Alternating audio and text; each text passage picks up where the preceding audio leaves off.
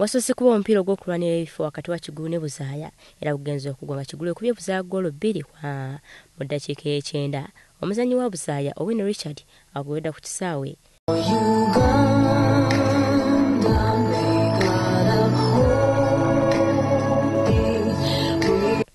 Essaawa zibadde ziwera 10 ez'akawungeezi Kyabazinga wa Busoga Gabula na Diope n'alabikako eri abantu b'emizira. Era wano abazannyi ba ttiimu zombi Bukoli ne Bunna bazze mu kisaawe Kyabazinga olumaze okwabuuzaako olw'omupiira ne gutandika.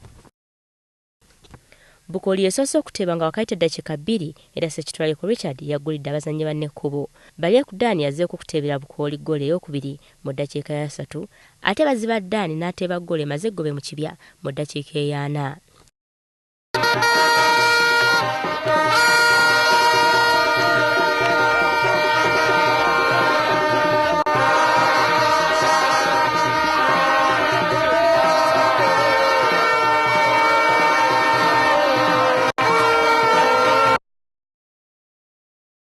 Mu kitundu ekyekubiri Bunne ejjeyo n'ogw'ombuto okulanga Emega Bukoli era mu ddakiika y'ekinaana Emmanuel Waiswa n'ateebera Buna ggoolo era omupiira ne gugwa ggoolo 3-1. Omuzannyi wa Bukoli agobeddwa ku kisaawe olw'okusibuuka empisa nagwe guggweredde nga abazannyi ba Bukoli bali 10 ku kisaawe.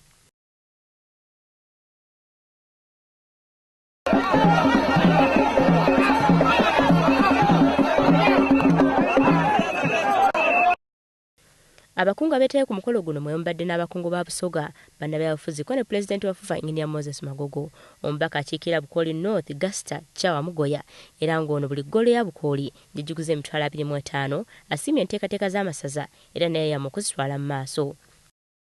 Nina isano lya Moki wa Gonja kubanga omupiira music n'emizaano n'ebintu ebigayita abantu bona ng'otwerekwa ebibiina byabwe amawanga gaabwe kino kibagayita ino. N'olwekyo singa tutambulira gano nga Busoga tuyidda kusooka tufuna ebintu bisatu. Ekisooka ebitono eby'abavubuka betusobola okugemaku abandi basomera bwereere n'okutuuka okubatuusa ku national team. Ekintu ekyokubiri eno ni solidarity n'okwegayita kwa Busoga. Era kino tuyidda kwenkalaginga nnyo mukulu waife Kyabazinga okuboneka nti akikola buli mwaka okuboneka nti tubagalala.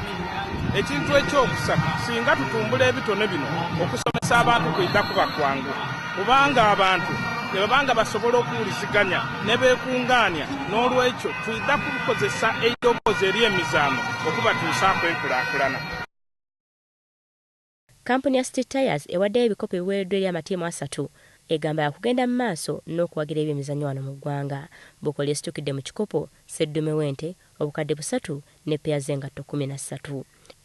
Buna baweereddwa ekikopo emitwalo 10 kuno seti y'emijoozi.